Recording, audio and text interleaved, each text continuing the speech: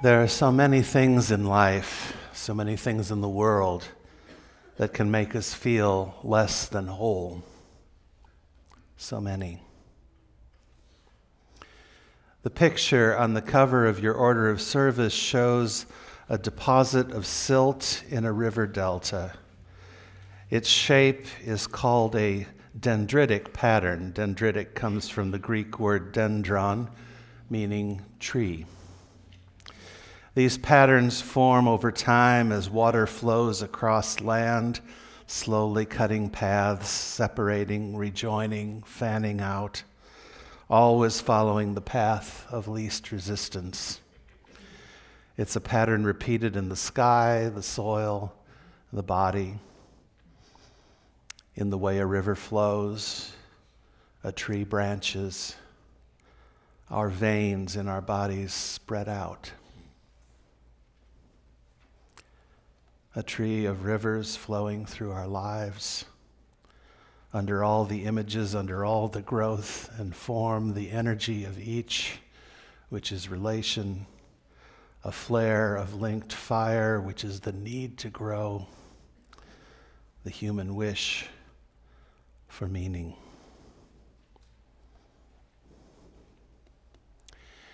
If you are growing, you're whole. Not fully realized, to be sure. That's what growing means. And growing isn't all onward and upward forever. We live through fire and flood, and sometimes growing is growing back. Sometimes growing is healing. And sometimes growing isn't just branching or spreading, becoming bigger, more of the same. Sometimes growing is reconfiguration, transformation, change. Always, I think, growing is sustained in the energy of relation. A flare of linked fire, a need, a wish for meaning. To sustain relationships, to understand your needs, to seek meaning, to grow in these ways is to be functioning and whole. A whole person grows. A wholesome friendship grows. A wholesome marriage grows. And a family, a neighborhood, a society, any collective can grow whole members and wholesome relationships. A collective that leans into the energy of relationship, of interdependence, of need and care, of meaning and love, that cultivates new understandings of itself and its members, comprehends itself more fully, learns that growing is wholeness, and grows more wholesome. This is possible whenever we recognize new horizons of ourselves, personally or collectively. It is a promise waiting as we struggle collectively, culturally, legally, personally, to integrate more nuanced and accurate understandings, for example, of sex and gender than the binary concepts we have inherited. So much fear around it, so much confusion, so much hostility, making so many feel less than whole.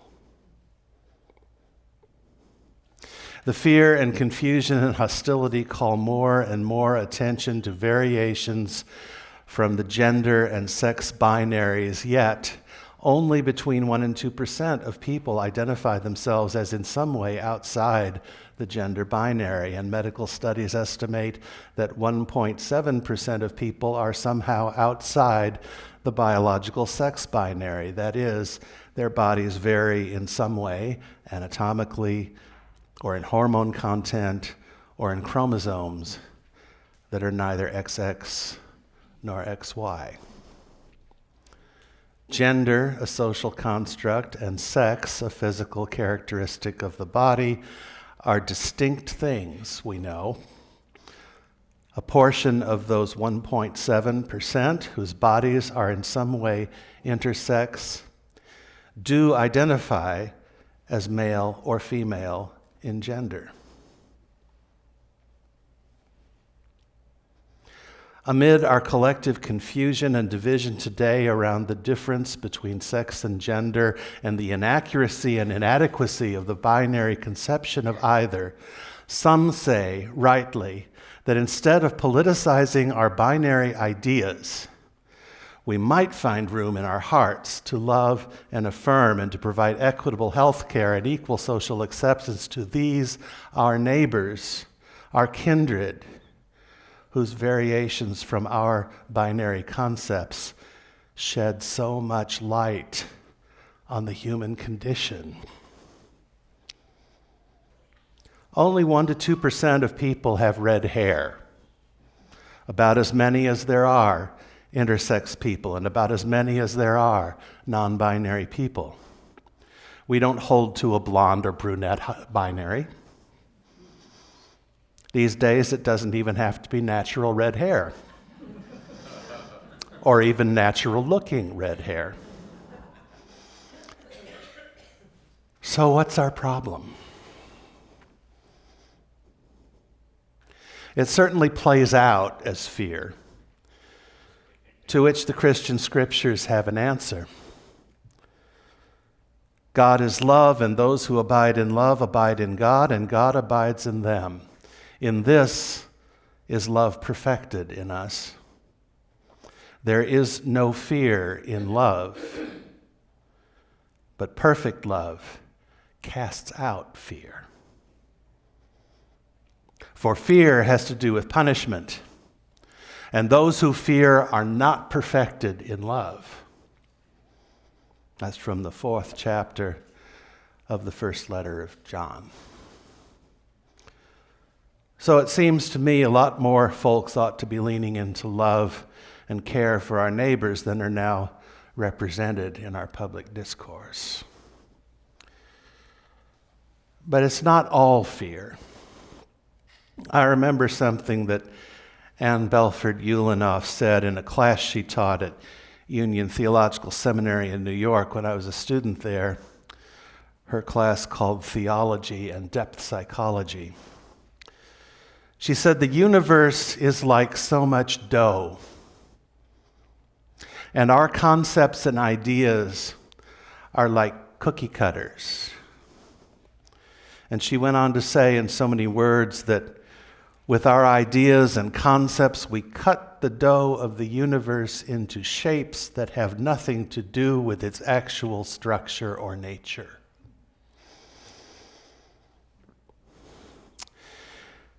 Now, if you're a musician or a physicist and you know what the Pythagorean comma is, you know exactly what she meant.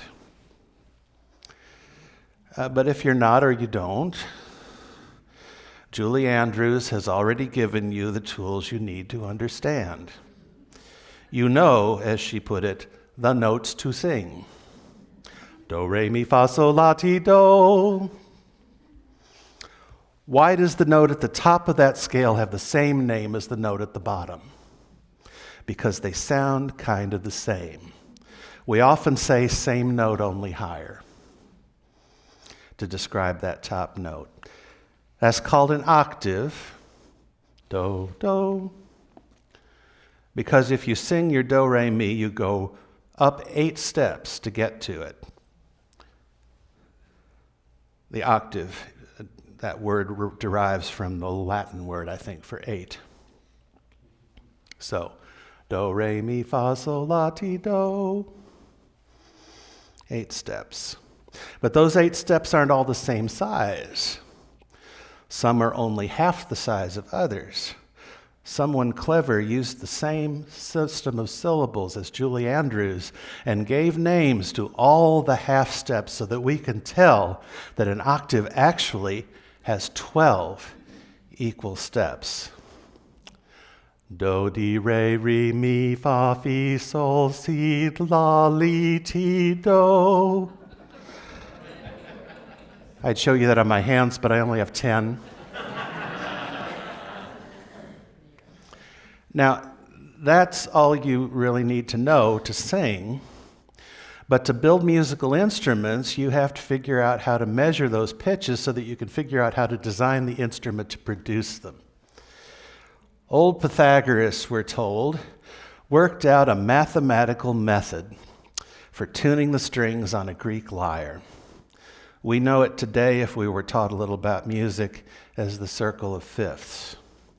Pythagoras knew that the top do in a scale vibrated at twice the frequency of the bottom one. He also knew that sol, the fifth note of the scale, do, re, mi, fa, sol, do, sol, that sol vibrates at 1.5 times the frequency of the lower do. He was too clever by 3 halves. He started from a particular do and found all 12 half steps in an octave by going up a fifth and up another fifth and up another, calculating their frequencies by multiplying each successive fifth's frequency by 3 halves.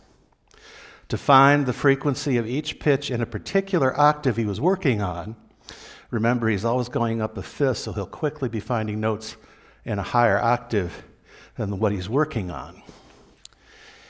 To get them back down in the octave he's working on, he could simply divide the frequency by 2 as many times as it took to get that pitch down between those first 2 do's, down into that octave. Same note, but lower each time. Frequencies double from octave to octave, so you divide by 2. But what Pythagoras thought he knew wasn't quite right.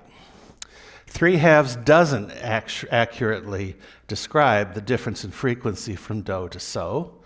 He had the octaves right, and we still tune octaves by doubling the frequency from lower do to higher do, but instead of using the circle of fifths as he did, we use a method called equal temperament. We work out equal half steps within 1 octave first, and then double or halve their frequencies to tune the next octave up or down.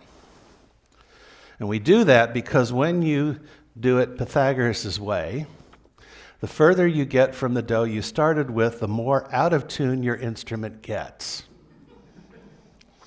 At one point in the Middle Ages, the church banned the singing of a particular out-of-tune fifth, nicknamed the Wolf Fifth. You'd go to hell if you sang that interval. Guaranteed. So you see, Pythagoras' inaccurate ideas had harsh social consequences. But when people stopped using his method of tuning instruments and adopted equal temperament, the social sanctions were moot. The wolf fifth didn't occur. That's where we are now with the gender and sex binaries, trying to move on to a new concept that lets us love our neighbors rather than consign them to hell.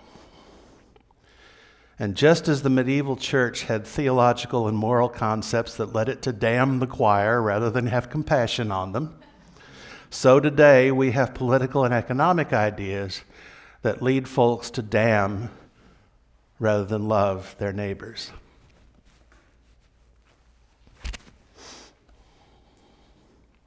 Earlier this month, NPR's Throughline program told the history of how both of our major political parties became aligned with a set of political economic ideas and attitudes now typically labeled neoliberal, that prescribed smaller government, more personal responsibility, and a vain faith that markets work magic. Reacting against the New Deal approach, active government intervention in the economy, Friedrich Hayek organized a small network of international scholars in 1947 to develop the basic neoliberal stance. And from the 1950s through the 1980s, Milton Friedman sold and popularized it. It remained a fringe perspective until the next time the country faced an economic crisis the government couldn't solve, the 1970s stagflation era, when New Deal-type policies weren't working. We speak of the Reagan Revolution, but actually Jimmy Carter won in 1976 campaigning against big government, and in office he deregulated industries and cut taxes. Reagan just expanded that approach and sold it better. Reagan began deregulating the financial sector in 1982, allowing savings and loan institutions to offer products that can compete with those of commercial banks. And Bill Clinton, I'm sorry to say, carried that deregulation further by repealing New Deal-era laws that kept commercial banks and investment banks out of each other's lines of business. All the financial regulations that Reagan and Clinton undid were put in place expressly to make sure that another mass bank failure and Great Depression would not happen. By the way, the cryptocurrencies bill that passed last Thursday similarly pins its hopes on the idea that markets work magic. So even though more and more scholars are saying that neoliberal policies are causing less economic growth and more instability, more income and wealth inequality, and more monopolistic market conditions, the current administration is doubling down on the neoliberal approach. At least for now. Who knows about tomorrow? Other scholars, like Wendy Brown, professor of political science at University of California, have analyzed how neoliberal ideas and attitudes have affected our society. She recalls Thomas Hobbes's argument that without something to hold us together beyond our individual interests, something larger than ourselves, we become creatures that are diffident, anxious, competitive, and in the end, a little murderous. She says neoliberal attitudes and ideas deny us anything that takes us beyond our individual interests, which markets simply cater to. And she says, look around. Haven't we become diffident, anxious, competitive, and in the end, a little murderous? I agree. So my point is, yes, maybe some folks these days are afraid of their neighbors. And there's a slew of other ways of explaining the dug-in, polarized politics we experience these days in terms of emotion. Some folks hate their neighbors. Some folks feel disgust toward their neighbors, and so on. But that's Spiritual Discipline 101. It did not help me as a child when my mother told me feelings are to be overcome, because as a child I needed to learn to name and express and figure out what to do with my feelings. To sustain relationships, to understand your needs, to seek meaning, to grow in these ways is to be functioning and whole. That's what I needed to develop as a child. But as spiritual discipline goes, Mother was right. Once you understand your feelings, you can't just let them push your thoughts around like so much silt in a river. You can't be whole living a brush pile life, where what you feel and think and do doesn't relate to each other in any coherent, organic, integrated way. To be whole, you have to live a big tree life that has such integrated you at the center of it. A big tree grows and is whole. Years ago, on the old Laugh-In program, Goldie Hawn held up a candle burning at both ends and said, "Mother was wrong."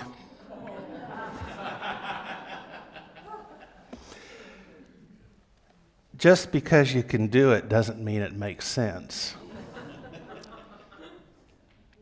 It seems to me that an awful lot of powerful people these days are doing self-serving things just because they can. And that's why we have laws and regulations and administrative agencies and independent authorities like the Federal Reserve. It is indeed why we have guarantees like the Bill of Rights. These things call us in from self-serving behavior toward behavior that respects and considers the needs of our neighbors. Any collective can grow more whole members and wholesome relationships. A collective that leans into the energy of relationship, of interdependence, of need and care, of meaning and love, that cultivates new understandings of itself and its members, comprehends itself more fully. That collective learns that growing is wholeness and grows more wholesome. May we each keep growing and be whole. May we lean into the energy of relationship. And in these ways, may we remain strong. Amen.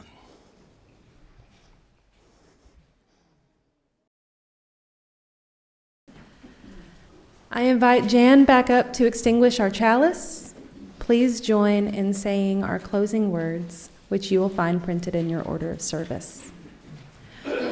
Saying, go out into the world in peace, have courage, hold on to what is good, return to no person evil for evil, strengthen the faint-hearted, support the weak, help the suffering, honor all beings. And may you be growing and whole.